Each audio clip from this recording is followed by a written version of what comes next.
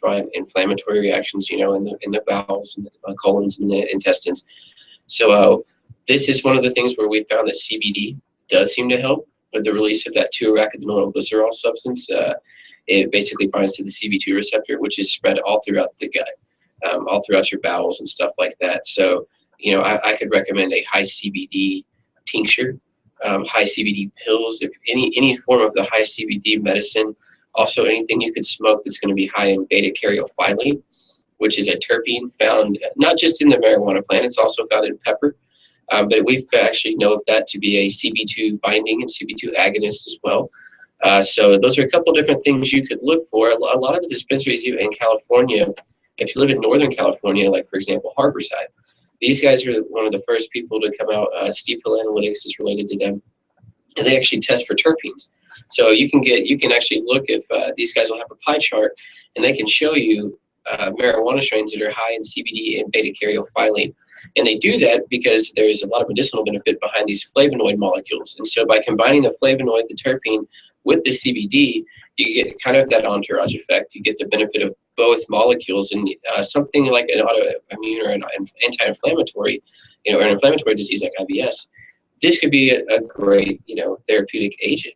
So as far as the retinopathy and neuropathy go, again, most likely tied to the diabetic nature of the whole body here. Retinopathy you can help that with marijuana. You take a little bit of the pressure off the oculars. And, neuropathy, we found that by activating the TRPV1 protein, which is a CB1 agonist as well, you can actually help with things like neuropathy, kind of lower that pain, lower the restless leg syndrome.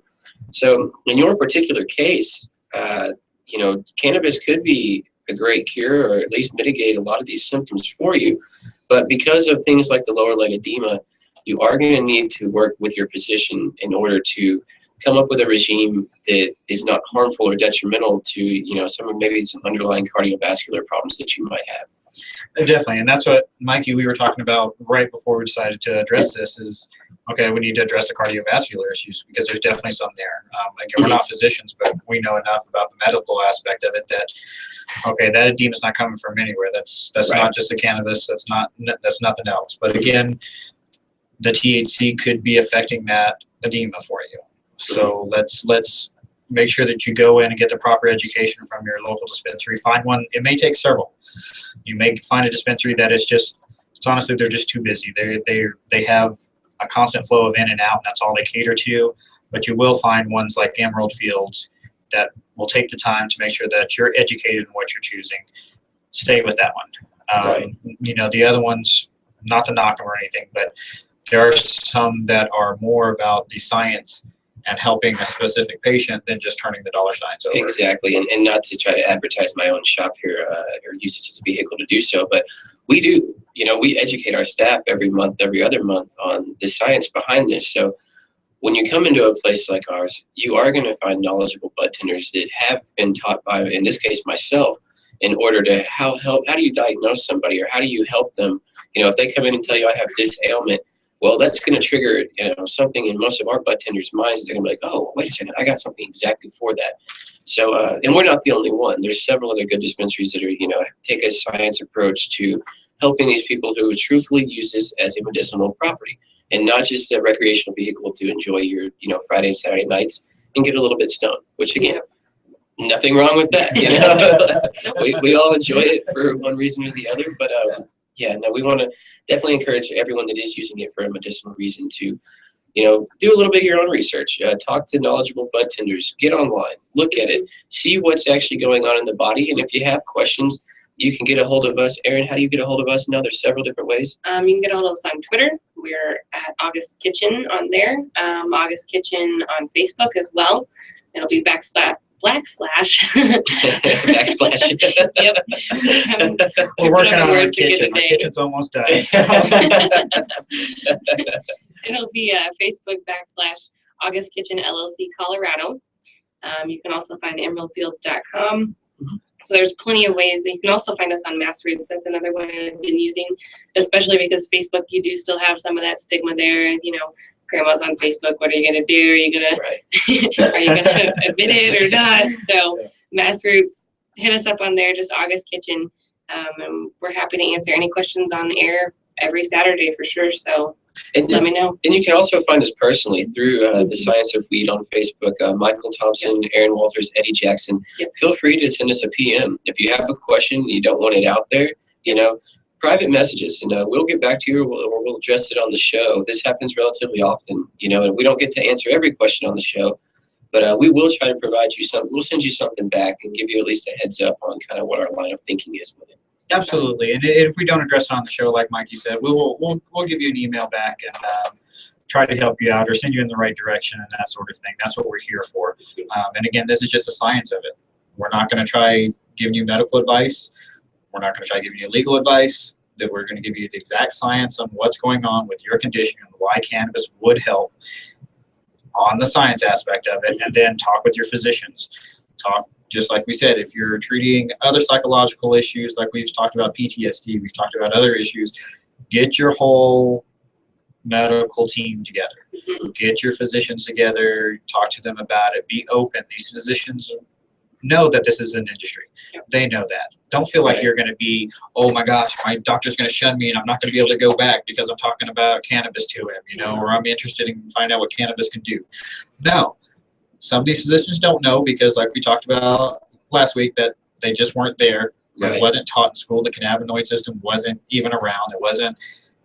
We didn't know what it was. The receptors were there. We didn't know what they did. But And if Yeah. you are looking for a pot-friendly doctor, we can set you up with these. We know several in the area. If you're in Colorado Springs or Denver, and you are having a problem finding somebody who's willing to kind of take an alternative approach and utilize this medicine, we can set you up with doctors that are. So we won't list them on the air just for obvious reasons. We don't want people to just start calling them thinking they're these just marijuana doctors and they just write scripts out for red cards. But there are several doctors locally in Colorado that are very open-minded. They want what's best for the patient, and if they feel that that could be benefited with marijuana therapy, they're not going to hesitate to get you on a proper regime and utilize something that they believe in as well. definitely. And Heidi, when we get back, what we'll do is we're going to address directly with you maybe a medical or a medicine type of regime for you. We'll talk about the edibles. We'll talk about what you could do as far as eating edibles, what edibles to get, what stay away from, and that sort of thing. So we'll give you a little bit more direct response into your question and a resolution for you. So you have a place to go and some questions to ask when you do go to that dispensary. You're listening to The Science of Weed on K-High. We'll be right back.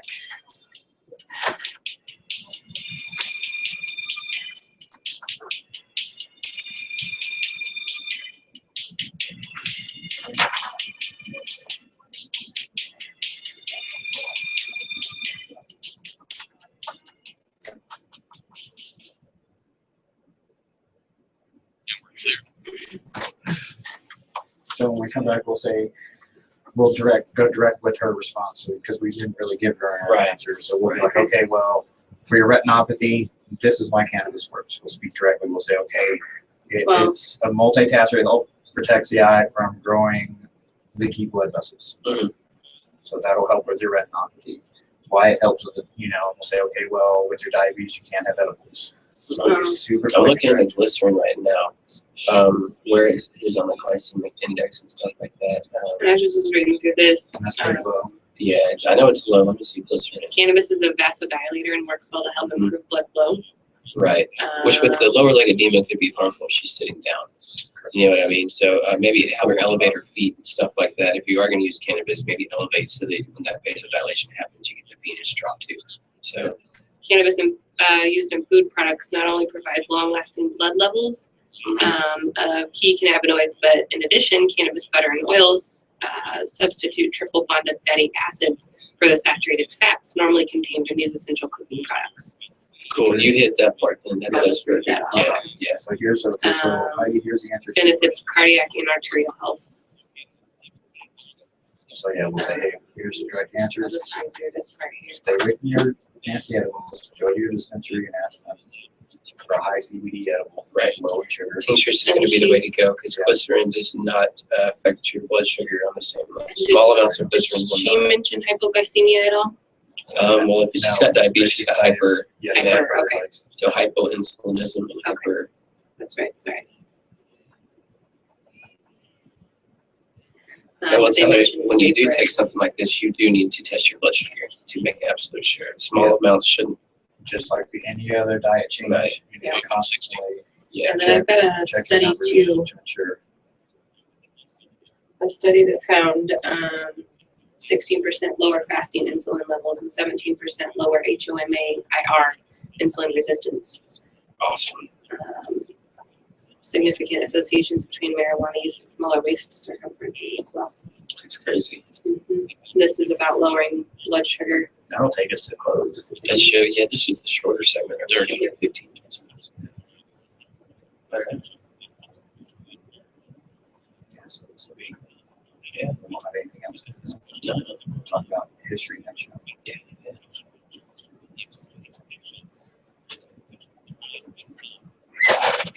I'm glad you decided to start broadcasting at the end of the show. I wondered. That was awesome.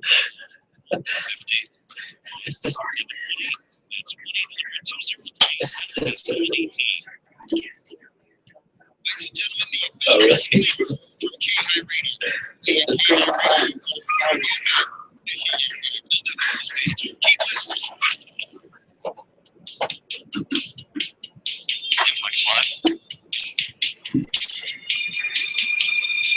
Welcome back to the Science of Weed on K-High, brought to you by August Kitchen, Moonrise Cultivators, and Emerald Fields. All right, we're addressing a viewer, or listener, keep saying viewer, listener email. But you can't Heidi, you can view us now on YouTube. I did not have that actual broadcast button pushed. So for like the first half of the show, sorry if you were trying to tune in But and it you is missed there. us. But we're live now. Check us out on YouTube, K-High's YouTube page. We're live. How's it going? So Heidi, if you're listening to us out there, we're going to address directly your conditions. Again, you had mentioned the diabetes, restless leg, the edema, neuropathy, and that sort of thing. So that's what we're going to address right now directly to you and give you some specific advice on those. And Aaron, you want to start off there with what you found? Sure. So just a little bit. Cannabis used in food products definitely provides a long-lasting blood level for you of key cannabinoids, which again is going to help with all kinds of things. But one thing they mentioned too is that also cannabis butter and oil, when you use those, it's going to substitute triple bonded fatty acids for the saturated fats that are normally contained in these essential cooking products. Another thing to think about too, you can't really go get fast food and use your cannabis oil or butter in it, so you're going to have to cook at home. You're going to know what's going into your food, and hopefully you're preparing it a little bit healthier than what your fast food or, local restaurant is going to do for you for sure. But also just to, it helps with cardiac and arterial health just in general with that. So definitely a great thing there. Most diabetics, they learn how to control that blood sugar. So yeah, Mikey, if you want to throw in some comments there. Yeah, so the first thing is, you don't want to smoke cannabis. I believe that was in the email. Correct. Yeah. So just like Aaron had mentioned before, there's topicals.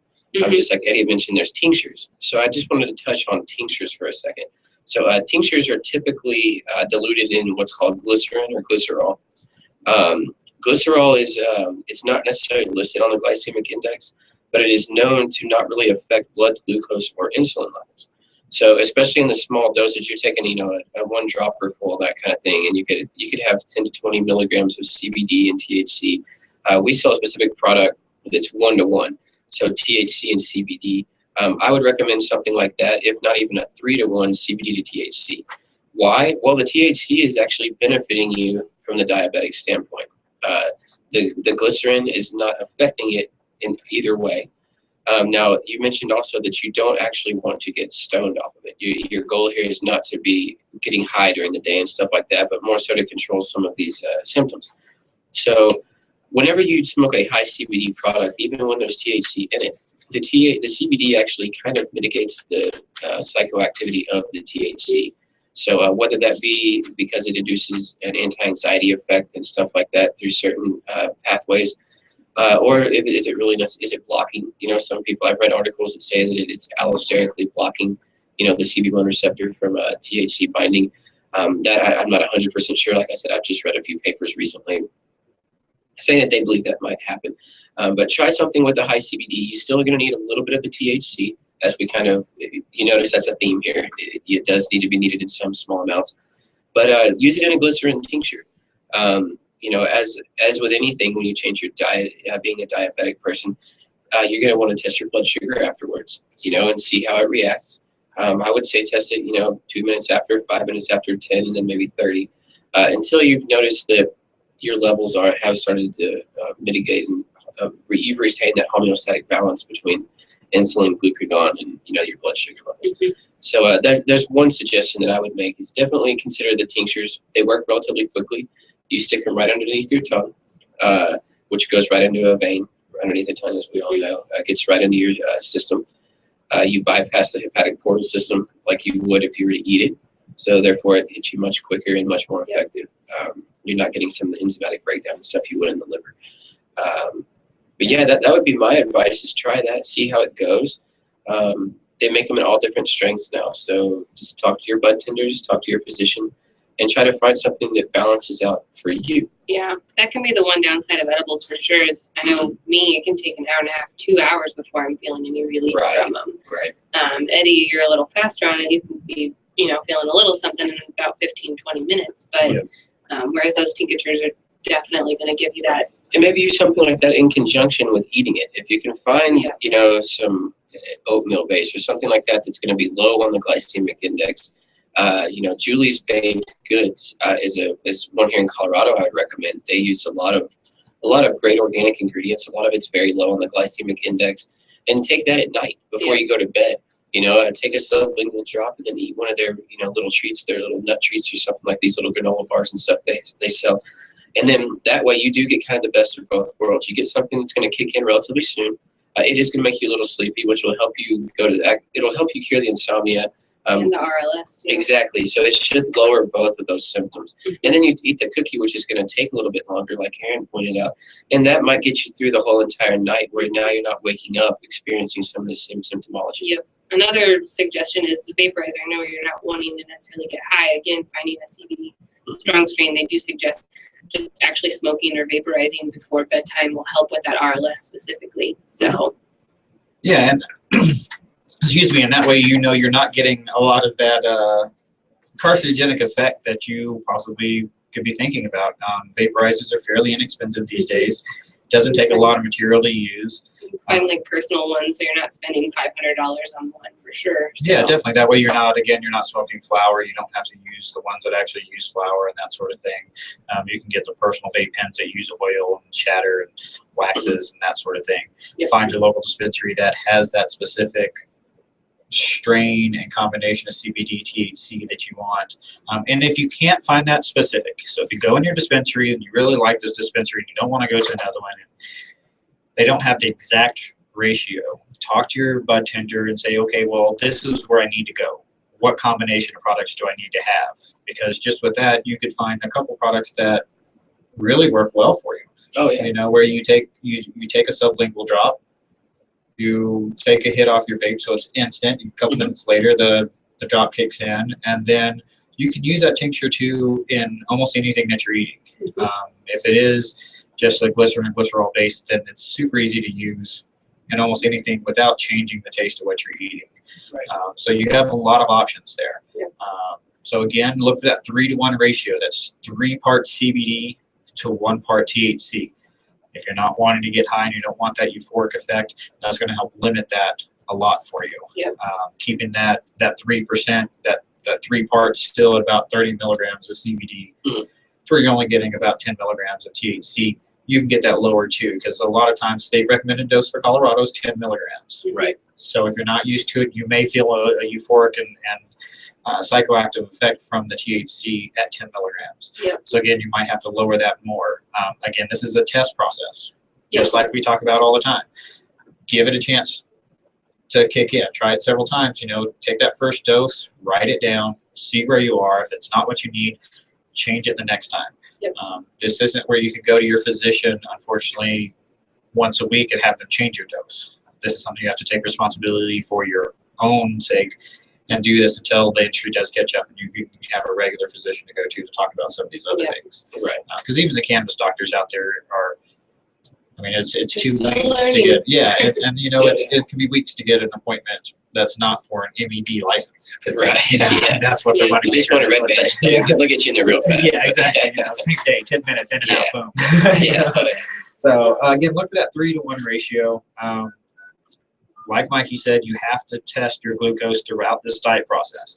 Heidi, just like any other diet changes you may be going through, exercise program, anything, you have to be on top of those glucose levels and see how it's changing your body, because that's going to be a biggest indicator for a lot of those conditions that you have.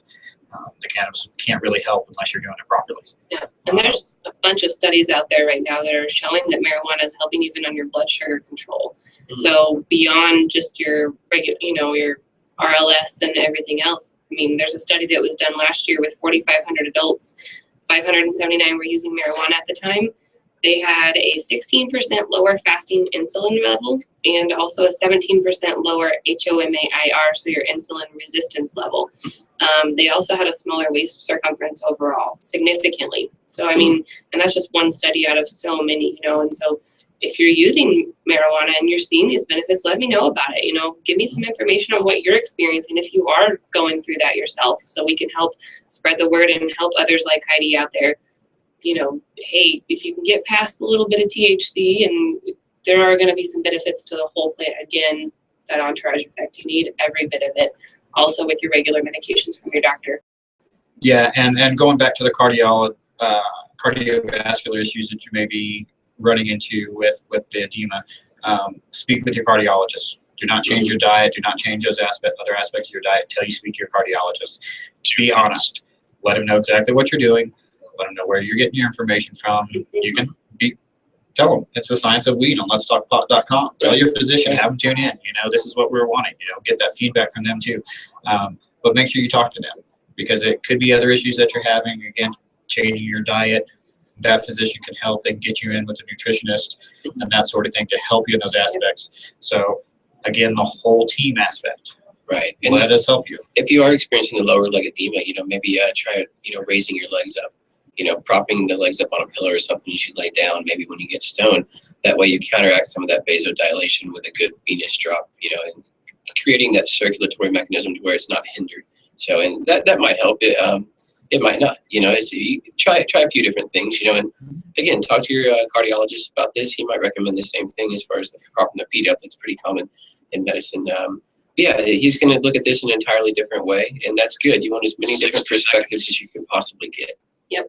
So next week we're gonna kind of tone it down a little bit and get a little funky with it, if you will. We're gonna do some reefer madness for you. So bring back the science of the not science back in the day when they decided to, make everything illegal again for us. So, but yeah, don't forget to tune in next week for that. You can find us again on Facebook at August Kitchen LLC Colorado. You can find Mikey over at emeraldfields.com. Absolutely, and like Aaron said, we're going to talk about the history of the weed and the science aspect, what the government did and didn't do, what they did wrong, what they did right, and how we're moving forward. Thank you for listening. We really appreciate it. Again, this show is brought to you by August Kitchen, Moonrise Cultivators, and Emerald Fields. You listen to the Science of Weed on K-High.